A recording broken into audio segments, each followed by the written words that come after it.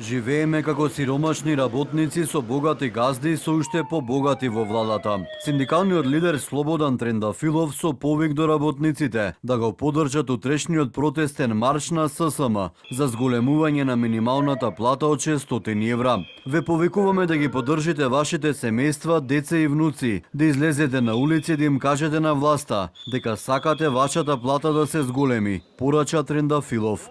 Ако текстилните работнички и работници кои живеат со минималец сметаат дека не треба да дојдат утре, ќе продолжат да живеат со минималец затоа што газдите немаат обзир за нив.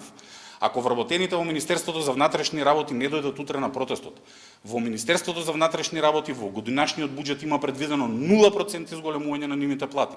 Вработените во армијата исто добиваат 0% изголемување на нивните плати оваа година. Одредени дејности во јавниот сектор добиваат символични 5 или 7% изголемување на нивните плати, што е далеку помалку од оно за што ние се бориме, за што ние се залагаме.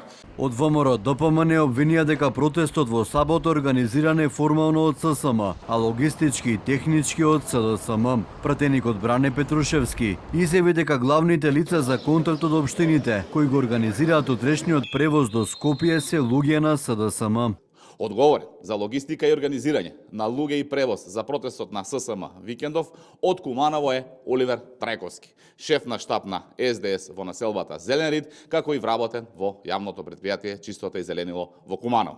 Од СДСМ вела дека власта мора да скрати од својот луксус, оти во буџетот има ставки, од каде што може да се обезбедат пари за 600 евра минимална плата. Партиите не се загрижени за социјалниот статус на работниците, вели Трендафилов, коментирајќи ги партиските препукувања, но и предлози за минималната плата.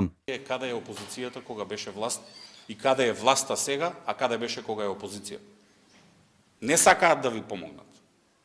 Сакаат да тонете во сиромаштија. И сакаат да не можете да си овозможите апсолутно ништо.